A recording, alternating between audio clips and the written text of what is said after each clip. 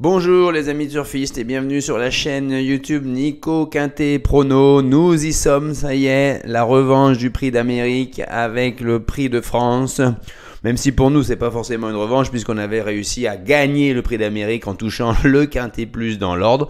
On va essayer d'en faire de même là, mais ça s'annonce plus difficile, hein. Le lot est très dense, les chevaux étrangers retrouvent leur parcours de vitesse avec un départ derrière l'autostart. Ils sont bien placés pour beaucoup d'entre eux en première ligne, donc on se retrouve avec des choix une nouvelle fois à faire, des favoris qui paraissent solides et peut-être des outsiders à prendre derrière la ligne rouge, vous la connaissez. Pour moi, tout ce qui est en dessous de la ligne verte, ça serait une énorme surprise qu'ils finissent dans le quintet pour moi, hein. Donc, on y va avec, je vous livre donc une analyse de chaque partant. Le 1, Don Fanucci Z, cheval de 7 ans seulement, hein, qui a gagné l'Elite Lopette en 2021 à l'âge de 5 ans. C'est le premier atout du clan Reden. Il retrouve son grand driver Killstrom, hein. C'est un grand débouleur derrière les ailes de l'autostart. Il devrait faire une nouvelle fois tête et corde, peut-être jusqu'au poteau cette fois-ci. On en aura la réponse demain, hein. Cheval hyper régulier, 34 fois sur 39 dans les 3 premiers s'il vous plaît. Et le jour du prix d'âme, il a été très très chuchoté puisqu'on avait vu sa cote passer de 30 contre 1 à 9 contre 1 dans la dernière demi-heure avec la masse d'enjeux scandinave qui était arrivée. C'est pas pour rien alors qu'il faisait une rentrée, hein. Depuis, il avait une seule course en point négatif une seule course dans le prix d'âme depuis octobre 2022 et l'avant-dernière course ça datait du mois d'août, hein. Donc il est très très frais, pardon. Et par contre ce que je lui reproche c'est que depuis son Elite Lopette 21, il a régulièrement échoué au très haut niveau. Il a été 7ème dans le Bourgogne 2022, il n'a pas couru le prix d'âme du coup derrière, 6ème de l'Elite Lopette en 22, 6ème du prix d'âme 2023. Est-ce qu'on va retrouver le grand Don Fanucci Z, hein. C'est une deuxième course après une superbe rentrée. Mais malgré tout, je pense qu'il peut marquer de son empreinte le prix de France en l'emportant. Mais j'ai quand même quelques doutes, hein. Ensuite, le 2, Honeck, l'écurie Allaire, toujours présente dans les grands rendez-vous. Philippe Allaire le préfère désormais sur les parcours de vitesse, hein. Il fait toutes ses courses au plus haut niveau depuis le plus jeune âge, hein. Regardez ses stats, 44 sur 45 dans les 5 premiers, hein. Il a toujours un moral de champion, il a un excellent numéro pour lui, il va être caché près de la tête. C'est vrai qu'il nous donnait un petit peu ces derniers temps à l'automne l'impression de ne plus avoir beaucoup de marge à ce niveau pendant que d'autres continuaient à progresser, mais il a rassuré pleinement dans le prix d'Amérique sur le 2700 mètres grande piste. Il n'a pas toujours été, c'est vrai, drivé au mieux de ses intérieurs ces derniers temps. Là, il a absolument besoin d'une course d'attente. Il ne doit plus courir tête et corde comme bien trop souvent précédemment, et François Lagadogue va essayer de lui faire une course aux petits oignons et je le vois vraiment se classer très très haut sur ce parcours là, hein. Ensuite, on enchaîne avec Hooker Berry. Il va tenter un doublé prix d'Amérique, prix de France, hein. C'est un véritable petit bolide de vitesse avec un changement de jambe de folie lorsqu'il a le parcours caché. Là, il est un excellent numéro derrière l'autostart. Je suis pas sûr qu'il va se retrouver aux avant-passes parce que c'est peut-être pas le plus grand débouleur derrière les ailes. Il va être plutôt en mi-peloton et est-ce qu'il va trouver l'ouverture pour pouvoir l'emporter? J'ai un tout petit doute là-dessus. Et en plus, il n'a pas la drive de JMB, mais cette fois-ci, c'est son fils Nicolas Bazir qu'il connaît par cœur, qui l'a déjà mené à la victoire. Mais ce n'est pas JMB, attention. Il est moins régulier en plus sur ce parcours des 2100 autostart. Donc je le vois avec 4 étoiles et dans les 5 avec le bon parcours. Ensuite, le 4, Vivid Wise Eyes, c'est le plus riche, ça situe son niveau de classe, hein. Il a bataillé tout au long de l'année 2022 avec étonnant sur les parcours de vitesse. C'est un tandem redoutable avec Mata Brivard, c'est le tenant du titre du prix de France. Il a un numéro 4 qui est parfait pour ses aptitudes, a bien démarré. Il devrait laisser passer le 1, je pense, et se placer derrière les leaders. Par contre, il a eu une préparation contrariée en tombant malade au moment du Bourbonnais mi-décembre, ce qui a fait un pass donc sur le Belgique. On a des doutes sur sa forme et une faute inexpliquée dans la finale du Prix d'Amérique, mais même Mathieu Brivard, il ne comprend pas trop. Donc je lui mets seulement 3 étoiles et je le vois davantage pour une place. Ensuite, le 5, Ampia Mede SM. On a retrouvé la très très bonne Ampia qui aurait pu être favorite du Prix d'Âme en 2022 si elle avait obtenu sa qualification. Elle est capable d'un véritable coup d'éclat, je pense. Elle vient de faire par 2 fois les meilleurs derniers 500 mètres en 8-3 dans le Bourgogne et 8-1 dans le Prix d'Amérique, s'il vous plaît. Elle a 6 victoires en 8 courses autostart en France. À la contre elle qui a un emoji orange mis par son entraîneur Soulois. Pour moi, c'est la gagnante. Pour moi, c'est la gagnante si tout se passe bien. Ensuite, le 6, Fado Duchesne. Son avenir semble se dessiner dans cette discipline désormais. Attention, hein. Il a fait une très belle fin de course dans le prix Jean Dumouche.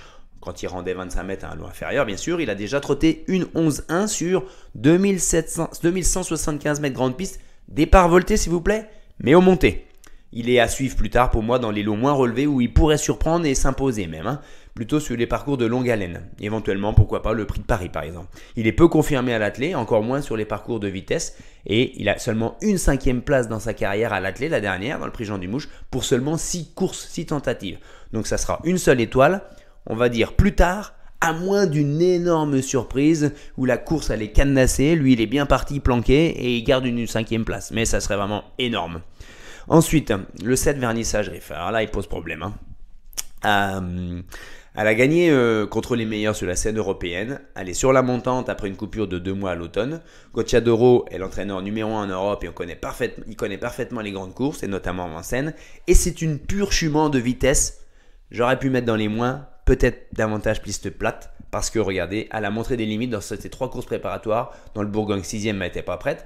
Dans le Belgique 7e, mais c'était sur 2100, et distancée dans le Prix d'Âme, un peu malheureuse, mis hors course par Flamme du Goutier. Là, elle est légèrement parquée en plus à l'extérieur de ses principaux rivaux, qui vont être à son intérieur, mais son aptitude à bien démarrer pourrait la faire bien se placer. Après, on verra. C'est son objectif en tout cas. Hein. Là, c'est son objectif. Le Prix d'Âme, on faisait l'impasse. Là, le Prix de France, c'est son objectif et son dernier objectif de l'hiver, hein. À Vincennes en tout cas.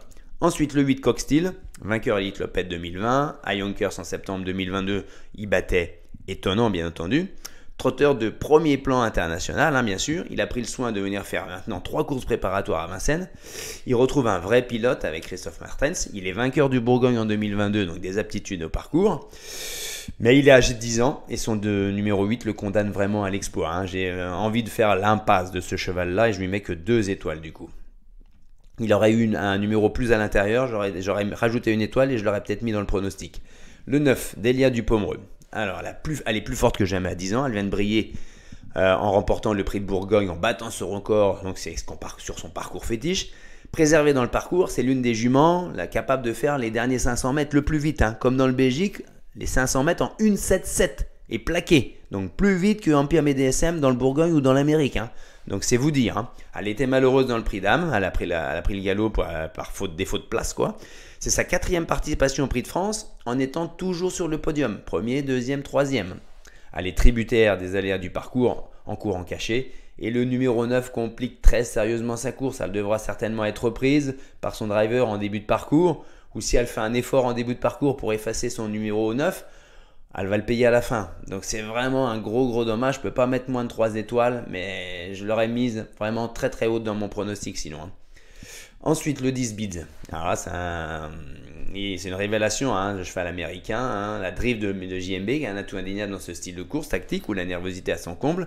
Il a fait vraiment un beau bout de classe dans la montée dans le Luxembourg. Mais là, le problème, je ne suis pas sûr qu'il va pouvoir le faire.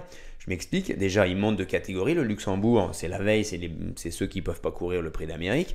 Il espère pouvoir enclencher derrière le 1 Don Fanucci Jet au départ, mais il risque de rester là, hein, emmuré vivant à la corde je pense. Hein. Je pense voilà, il aura du mal à le sortir de là je pense. Hein, et il ne pourra pas sortir. Il mérite 3 étoiles hein, sur ce qu'il a montré dernièrement, mais ce sera difficile pour moi. Go On Boy, il est seulement déféré des postérieurs, mais il a déjà trotté une 9-9 dans le René Ballière en juin 2021, ça commence à dater. En été, il a donc des aptitudes au parcours de vitesse. Il est bien garé derrière le 2 Honeck. Hein. Il peut causer une grosse surprise avec un malentendu en longeant le rail. Hein. Ça, c'est le profil type. Hein. Si c'est verrouillé un peu, si personne ne vient en épaisseur, les chevaux à la corde vont faire l'arrivée. Hein. Ça ne viendra pas en 3e, 4e épaisseur pour moi cette course-là. C'est l'option que j'ai prise un peu. Hein. De gros soucis ont perturbé sa carrière par contre et il n'a plus couru à ce niveau depuis juillet 2021 à Anguin sur 1609 mètres où s'il vous plaît il battait Vivid Wise Eyes qui était en pleine bourre à l'époque. Donc 2 étoiles quand même, 5e avec un parcours miraculeux on va dire. Ensuite le 12 Décoloration. Bon, on ne la présente plus, elle n'a jamais marché le morceau, elle a obtenu sa qualif in extremis dans le Bourgogne en faisant 4e sur 2100 pour le prix d'âme où elle est partie au galop malheureusement, elle n'a pas couru quoi, hein. Tous ses efforts pour ça. Bon, elle a tout de même surpris par son aptitude à répéter ses courses à ce niveau-là, Gabi la connaît par cœur mais il n'y a pas de marge, hein. Donc parcours caché, on ne sait jamais, des difficultés dans le dernier virage où elle perd des rangs, ça va être compliqué pour elle hein, je pense, hein. Vraiment très très grosse cote, 1 étoile pas à l'arrivée. Le 13 Orsi Dream. Alors, il y aurait beaucoup à dire, hein. C'est une révélation, une montée en puissance tout en douceur en 2022. Il est arrivé en deuxième partie d'année avec les meilleurs, hein. Il a un mental de gagneur, hein. Il a 14 victoires, je crois, en 29 ou 27 courses en ce moment, dont 8 sur ses 11 dernières courses. Il monte, et tout ça en montant de catégorie, ce qui est incontestablement signe d'un futur grand champion, hein. Il y en a qui alignent des bâtons dans les débuts de carrière, puis après c'est des 2, des 3, après c'est des 4, des 5. Lui, c'est des 1 dans ses 12 dernières courses quasiment, hein. Tout cela en étant la plupart du temps ferré. Il a des limites inconnues, il peut tout faire dans un parcours, et il a déjà trotté une 10-1 ferré des 4 en novembre sur 2150 pistes. Il a 5 courses ferrées des 4 par contre pour 3 distancements, une victoire et la 8e place du prix d'âme, hein. Il a seulement 5 courses avec son driver Eric Raffin qu'il respecte énormément, avec 4 victoires sur 5. Mais il y a eu une énorme déception dans le prix d'Amérique qui est dure à assumer, qui doit être assumée par Raffin, hein. Beloche n'était pas content, il faut le dire, il a eu du mal à s'en remettre, hein.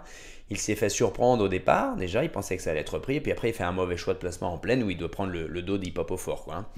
Vu les clients bien placés en première ligne, ce sera dur de faire le tour pour l'emporter. Il faudra une ouverture providentielle dans la ligne droite sans aller trop loin. Mais comme il a des limites inconnues, je vais le retenir très très haut, je vais lui donner une deuxième chance. Une course rythmée l'avantagerait, mais pas sûr que ça se passe ainsi, ça je vous l'ai déjà dit. Le 14 Dirfren, c'est la belle surprise du prix de Luxembourg à 60 contre 1 derrière l'intouchable Bids. En établissant un nouveau record en U15, il est expérimenté, il est maniable sur la grande piste à Vincennes. La drive de Moustique d'Anthony Barrier, qui est normalement le driver d'Attenant, qui est le grand absent. Mais par contre, il ne dispose d'aucune marge de manœuvre à ce niveau, il monte de catégorie, il n'est pas confirmé du tout face à une telle adversité, il n'est jamais placé dans les courses de groupe 1. Donc une seule étoile, pas à l'arrivée, comme le 15 Onémé Arras, pas cette fois-ci. Je l'avais mise en surprise, grosse surprise possible dans le prix d'Amérique. Elle était non partante, hein, dans le prix d'âme. Elle a montré quelques limites dans le ténor de Beaune, même si elle était venue en 3e épaisseur, nez au vent dans la montée à 1000 mètres du poteau. Contrairement au jour du prix d'Amérique, Krillstrom ne l'a pas choisi cette fois-ci, hein. Parmi les 2 chevaux de Reden, il est reparti sur Don Fanucci qui lui avait été drivé par Johan Le Bourgeois. Elle est habituée à courir très souvent dans des lots de femelles plutôt, et elle a déjà battu les mâles malgré tout, hein. Femelle âgée de 6 ans seulement, victorieuse la moitié de ses courses, mais pas pour cette fois-ci une seule étoile donc, hein. Le 16, Guderipré, 5e puis 6e distancé des 2 derniers prix de Bourgogne. Lui donc il est sur son parcours, hein, de la vitesse, il connaît, il a de l'expérience de ces confrontations-là. C'est un cheval de classe qui a été contrarié assez régulièrement par des soucis de santé. Il bénéficie de la drive précieuse de Benjamin Rochard. Maintenant, il a un numéro assez délicat à l'extérieur, en 2e ligne, pour un cheval qui aime courir caché près de la tête. Il doit malheureusement courir ferré, c'est ainsi qu'il est le plus souple, mais c'est un désavantage. 2 étoiles quand même, mais ça sera dur. Ensuite, le 17 Hip Hop au fort.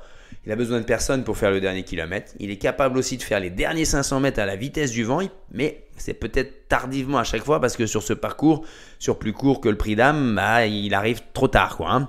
Parce qu'il est lent au départ, même si l'autostart va l'aider. Il est parfois froid et long à se mettre en route dans la course quand le critérium des 5 ans où il est venu finir 7-8e, je crois.